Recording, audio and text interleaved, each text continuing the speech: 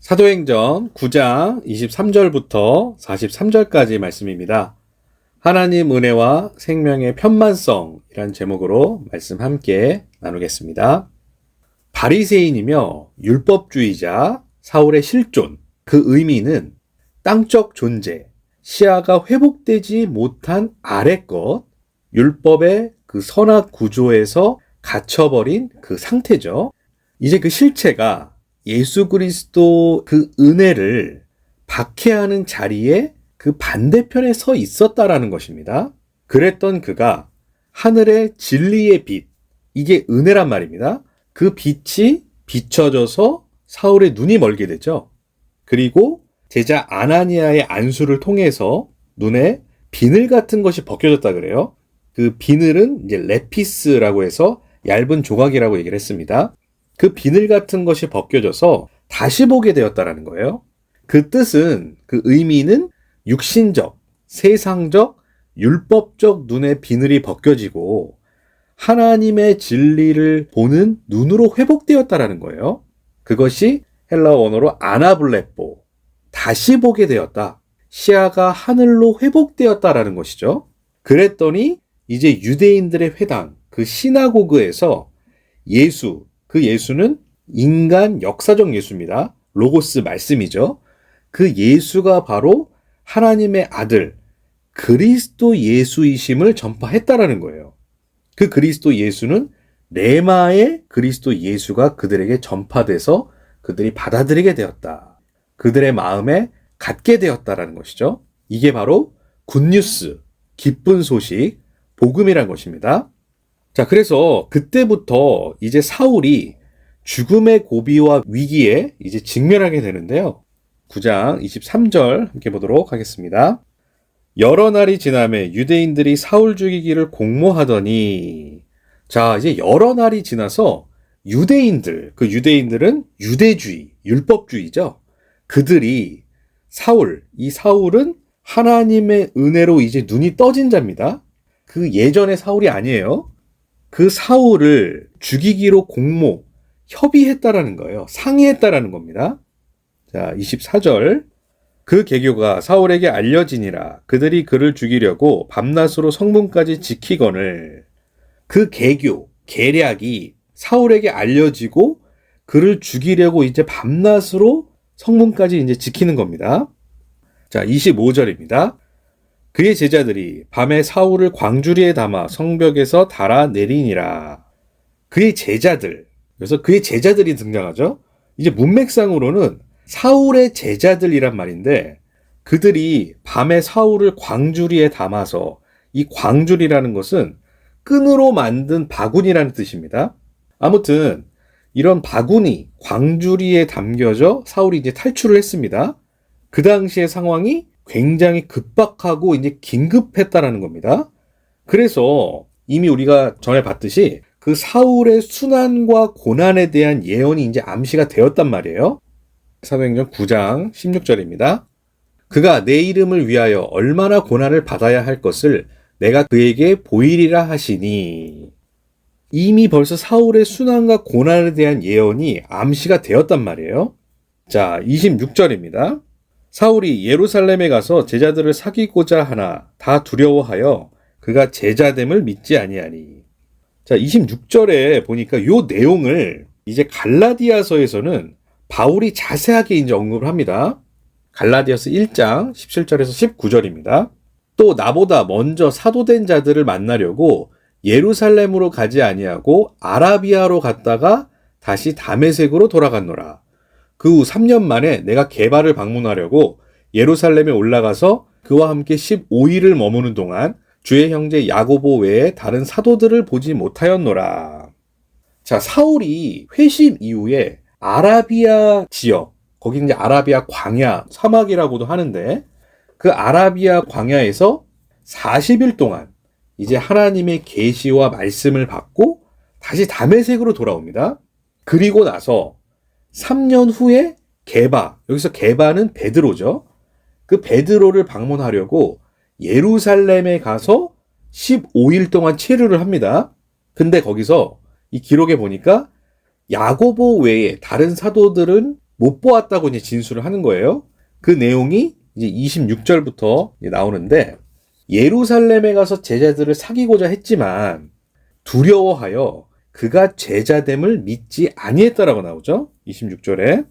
그래서 여전히 그 사울의 회심을 믿지 않고 경계를 하는 장면입니다. 본문 27절입니다.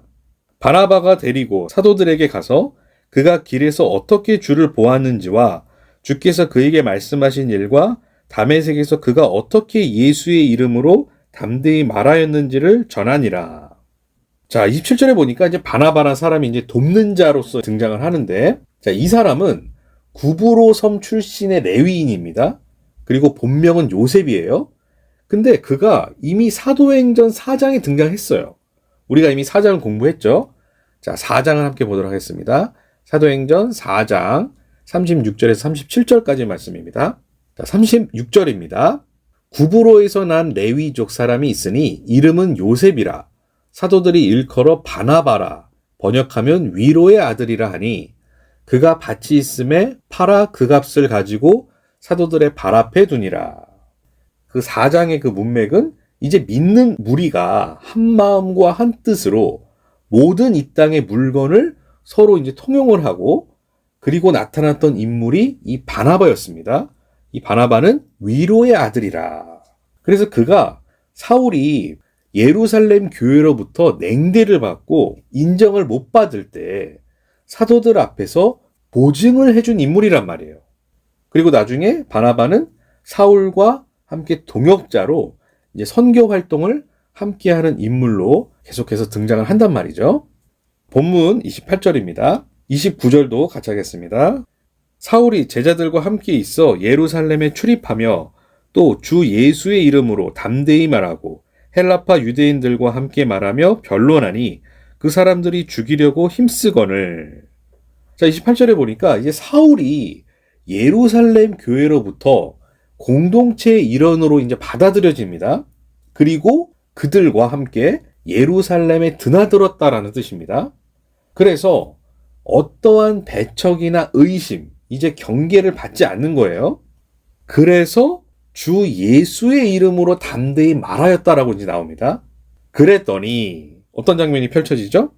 여기서 헬라파 유대인들이 등장해요. 헬라파 유대인들과 함께 말하며 변론했다고 얘기합니다. 헬라파 유대인들이 누구냐면 이들은 유대에 거주하면서 헬라가 그리스거든요. 그 그리스 문화와 철학의 영향을 받아서 논쟁하기를 좋아했던 유대인들이에요. 그래서 당시에 유대인들에게 헬라 철학, 당시에 이 헬라 철학이 깊숙이 자리 잡고 있었단 말이에요. 그래서 소크라테스, 플라톤, 아리스토텔레스의 그 계보를 이어서 내려온 당시의 시대정신, 철학이란 말이에요. 그래서 바울이 나중에 이 전도 여행을 하면서 헬라 철학자들과 만나서 변론하는 장면이 사도행전에도 종종 나온단 말이에요. 이 사도시대 당시에는 에피쿠로스 학파와 스토아 학파 외에도 고대 그리스 철학의 기초를 둔 많은 철학 사상들이 만발했단 말이에요. 그래서 사도들과 이 논변을 했는데, 여기서 사도 바울은 골로새 교인들에게 편지를 하면서 이렇게 얘기를 합니다. 골로새서 2장 8절 함께 보겠습니다. 누가 철학과 헛된 속임수로 너희를 사로잡을까 주의하라. 이것은 사람의 전통과 세상의 초등 학문을 따름이요 그리스도를 따름이 아니니라. 자, 여기서 보면 뭐라 그러죠? 이것은 사람의 전통과 세상의 초등 학문을 따른다 그래요. 그러잖아요. 그리스도를 따름이 아니니라 그러잖아요.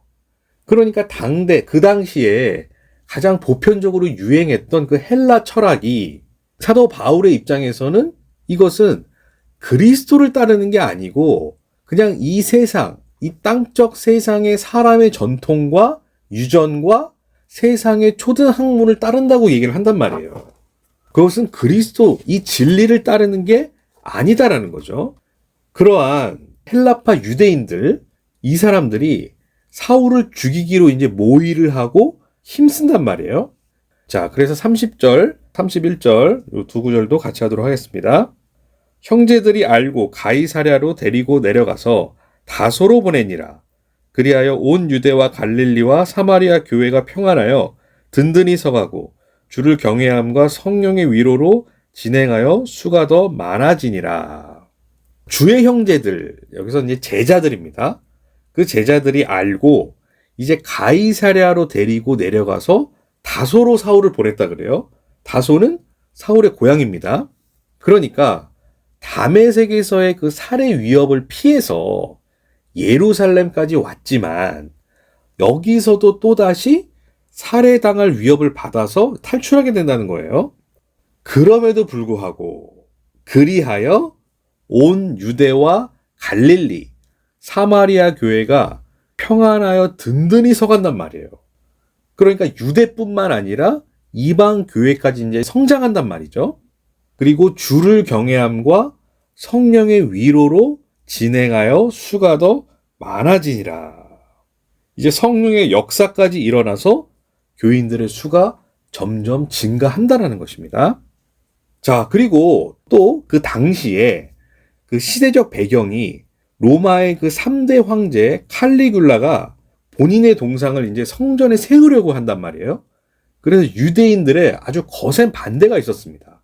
왜냐하면 유대인들에게 있어서는 그 성전은 야훼, 여호와 하나님만이 계시는 곳이기 때문에 감히 어떻게 로마의 황제가 자신의 동상을 그 성전에 세우느냐 극구 반대한단 말이에요. 그리고 결국 AD 41년에 이 로마 황제 칼리굴라는 부하에게 피살되어서 기독교에 대한 당시 박해가 상대적으로 이제 감소했다 그래요. 자, 이제 그런 역사적 배경까지 있었던 겁니다. 32절입니다. 그때에 베드로가 사방으로 두루 다니다가 루다에 사는 성도들에게도 내려갔더니, 자, 그때에 베드로가 사방으로 두루 다니다가, 이 말은 여러 지역을 다니면서 이제 선교와 공동체 방문을 다니면서 활동을 했단 말이에요. 그리고 루다에 사는 성도들에게도 내려갔습니다. 자, 루다는 예루살렘에서 북서쪽에 위치한 이제 해안 도시입니다. 그래서 요바로부터 동쪽으로 약 17에서 18km 위치한 비옥한 땅이라 그래요. 베드로가 이 루다에 사는 성도들에게까지 이제 내려간 겁니다. 이 도시까지 간 거예요. 루다. 본문 33절입니다. 거기서 애니아라 하는 사람을 만나매 그는 중풍병으로 침상 위에 누운 지 8해라. 애니아라는 사람이 나오는데 이 애니아라는 말은 칭찬받는 자란 뜻입니다. 근데 이 사람이 어떤 일이 있었냐면 8년 동안 중풍병을 앓아온 환자예요. 자, 34절입니다. 베드로가 이르되 애니아야 예수 그리스도께서 너를 낫게 하시니 일어나 내 자리를 정돈하라 한데 곧 일어나니. 베드로가 얘기하죠. 애니아야 예수 그리스도께서 너를 낫게 하시니. 예수 그리스도의 이제 치유 사역과 연결이 된단 말이에요. 이미 예수 그리스도는 죽었죠. 십자가에서 사형을 당하셨단 말이에요. 그러나 그 예수 그리스도의 사역이 누구한테로 퍼져갔죠? 이제 사도들에게로 퍼져갔단 말이에요. 그러니까 여전히 지금 현재도 부활의 치료자로서 그 병을 낫게 하신다라는 거예요. 그러니까 예수 그리스도의 시공간을 뛰어넘어서 사도들에게까지 그 성령이 임재하여 그대로 똑같이 예수 그리스도의 사역을 이어받아 실행한다는 것이죠. 그래서 뭐라 그래요? 일어나 내 자리를 정돈하라 한데 곧 일어나니. 예수의 치유 사역과 똑같단 말이에요. 그리고 치유 사건은 마찬가지로 죽음, 그 사망에서 부활, 일어남을 상징한단 말이에요. 자, 이 부분 우리가 복음서 공부하면서 많이 봤죠. 자, 35절입니다. 루다와 사론에 사는 사람들이 다 그를 보고 주께로 돌아오니라. 자, 루다와 사론에 사는 사람들이 다 그를 보고 이제 주께로 돌아왔다 그래요. 자, 이러한 사건을 통해서 초대교회의 이제 성장과 확장에 이 치유 사역이 이제 중요한 기능을 하는 겁니다. 이러한 기적, 표적으로 말미암아 어둠이 물러간단 말이에요. 그리고 생명의 빛이 도래함을 보여준단 말이죠. 이것이 육신적 치유, 어떤 병에서 고침을 받는 그 치유뿐만 아니라 바로 그 자리에, 그곳에서 복음의 생명력도 나타났다라는 거예요. 거기서 바로 복음의 빛이 비춰졌다는 거예요. 그 복음의 생명력이 꽃을 피웠다는 것이죠. 36절입니다. 37절도 같이 하겠습니다. 욥바에 다비다라 하는 여제자가 있으니 그 이름을 번역하면 도르가라. 선행과 구제하는 일이 심히 많더니 그때 병들어 죽음에 시체를 씻어 달하게 누우니라. 욥바에 다비다라 하는 여제자가 있었다. 그죠? 여제자가 있으니. 자, 이 다비다라는 이 이름은 히브리식 이름입니다. 히브리식 이름. 이 여제자가 이름이 다비다인데 그 이름을 번역하면 도르가라 이렇게 얘기를 해요. 이 도르가라는 이름은 헬라식, 그리스식 이름입니다. 도르카스. 그 여제자가 있었는데 선행과 구제하는 일이 심히 많았대요. 근데 뭐라 그래요? 그때 병들어 죽음에 그래서 시체를 씻어 달하게 누이니라. 38절, 39절도 같이 읽겠습니다. 38절입니다. 룻다가 욥바에서 가까운지라 제자들이 베드로가 거기 있음을 듣고 두 사람을 보내어 지체 말고 와달라고 간청하여 베드로가 일어나 그들과 함께 가서 이르매 그들이 데리고 다락방에 올라가니 모든 과부가 베드로 곁에 서서 울며 도르가가 그들과 함께 있을 때 지은 속옷과 겉옷을 다 내보이거늘. 자, 38절에 보니까 제자들이 베드로를 간청하는 거예요. 빨리 좀 와주세요. 제발 좀 와주세요. 왜냐하면 베드로가 와야 이 도르가를 살릴 수 있다라는 그 믿음이 있었다라는 거예요. 그게 믿음이라는 것이죠. 그래서 간청하여 와달라고 했단 말이에요. 그리고 베드로가 이제 도착했습니다. 그리고 다락방에 올라가니 모든 과부가 베드로 곁에 서서 울며 도르가가 그들과 함께 있을 때에 지은 속옷과 겉옷을 다 내보이거늘.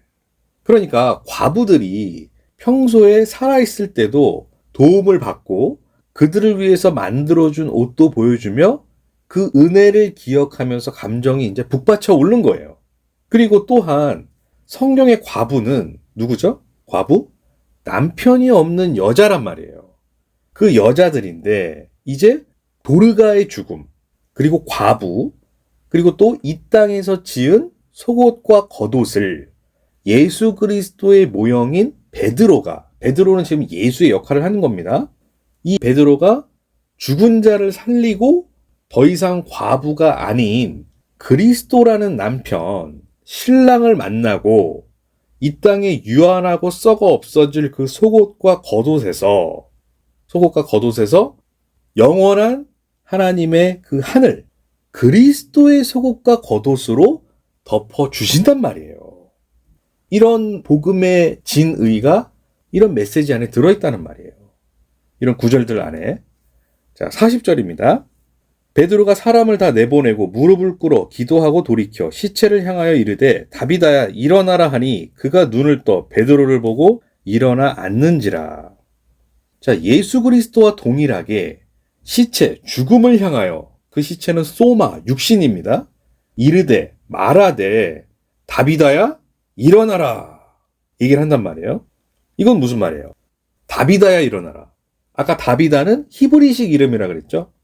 구약, 유대야, 율법아 일어나라. 그 일어나라는 아니스테미. 이게 부활이란 말이에요. 위로 똑바로 서다. 땅의 존재가 하늘로 서다라는 뜻이거든요. 그랬더니 눈을 떠서 베드로를 보고 일어나 앉는지라. 그러니까 하나님의 은혜, 그 은혜의 대표가 예수였고 그 대표의 모형들이 지금 사도들이란 말이에요. 그 사도들이 이제 그 구약을 향해 외치는 거란 말이죠. 구약아, 율법아, 일어나라는 거예요. 이제 그 생명력을 부어주는 거란 말이죠. 그리고 땅의 존재가 이제 하늘로 서는 거, 안 보이던 자가 눈이 떠져서 보이는 거. 그 지금 증거가 바로 여기 나오는 이 도르가란 말이에요. 그래서 눈을 떠서 베드로를 보고 일어나 앉는지라. 41절. 베드로가 손을 내밀어 일으키고 성도들과 과부들을 불러들여 그가 살아난 것을 보이니 베드로가 손을 내밀어서 일으켰어요. 자, 그리고 아까 여기서 눈을 떠서 그 베드로를 봤다 그래요. 그죠? 근데 여기서의 베드로를 본다라는 이 말도 호라오, 이제 땅적 존재가 땅으로 직관하는 것이 아니고 하늘, 진리로 본다는 뜻이에요. 이제 그 베드로를. 왜? 그 눈이 띄어졌으니까. 그 귀가 열려졌으니까. 이제 앉아있던 자가 일어났으니까. 하늘, 진리로 본다라는 거죠. 자, 그리고 41절이죠. 손을 내밀어서 베드로가 일으켰어요. 성도들과 그 과부들을 불러들여 그가 살아난 것을 보여드렸다. 이제 그 성도들과 과부들을 불러들였다. 이건 그 세상을 향해서 이제 보여주는 거예요. 어떻게? 말씀으로 죽은 자가 살아있음을 확증하는 거란 말이에요.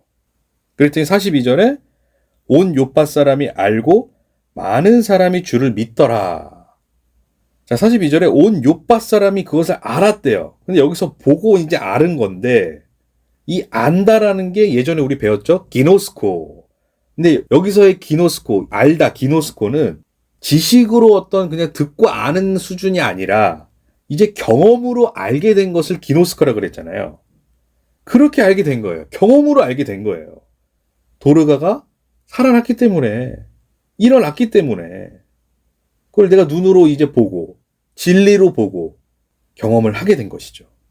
그리고 그것이 믿음까지 연결된단 말이에요. 그게 피스티오, 그 믿음을 내 안으로 갖는 것. 이것이 진짜 믿음이라는 거예요. 경험으로 알게 된 믿음은 절대 흔들리지 않습니다. 근데 지식은 흔들려요. 왜냐하면 직접 체험해보지 않았기 때문에 그것이 추상적 믿음이라는 거예요. 근데 성경의 믿음은 이런 추상적 믿음, 공상적 믿음이 아니라 실제적 믿음, 경험적 믿음이라는 거예요. 이거는 절대 흔들리지 않습니다. 하나님 말씀 위에, 반석 위에 서 있기 때문에 흔들리지 않는다는 거예요. 우리가 믿는다 그래도 하루에도 수십 번 흔들리잖아요. 그런 믿음이 아니라 시공간의 이 삶 속에서 우리의 인생을 통하여 경험되어지는 많은 사건들, 그런 현상들을 통하여 내가 알고 있는 성경의 지식이 추상적 지식에서 끝나는 것이 아니라 그 지식을 통하여 이제 내가 그것을 경험하는 거예요. 그리고 그 경험을 통해서 아, 그렇구나. 이게 진짜 그 믿음이구나. 이게 하나님, 예수님이 얘기하신 그 실제적 피스티오, 그 믿음을 내 안으로 갖고 있는 믿음이구나를 우리가 여기서 그것을 경험하는 것이란 말이에요. 반드시 우리는 그것을 경험해야 된다는 것이고 경험되어지고 있다는 것입니다. 그렇게 해서 이제 많은 사람이 주를 믿더라 이렇게 나왔죠. 자, 43절입니다. 베드로가 요빠에 여러 날 있어 시몬이라 하는 무두장이의 집에서 머무니라. 베드로가 요빠에 여러 날 이제 있었어요. 근데 시몬이라 하는 무두장이의 집에서 머물렀다 그래요. 자, 이 무두장이가 뭐냐면 이 짐승의 그 가죽 있죠? 그 짐승의 날 가죽을 기름과 털을 뽑아서 가죽을 만드는 일, 그 직업을 무두장이라 그래요, 당시에. 그러니까 오늘날로 얘기를 하면 가죽 제공업자란 말이에요.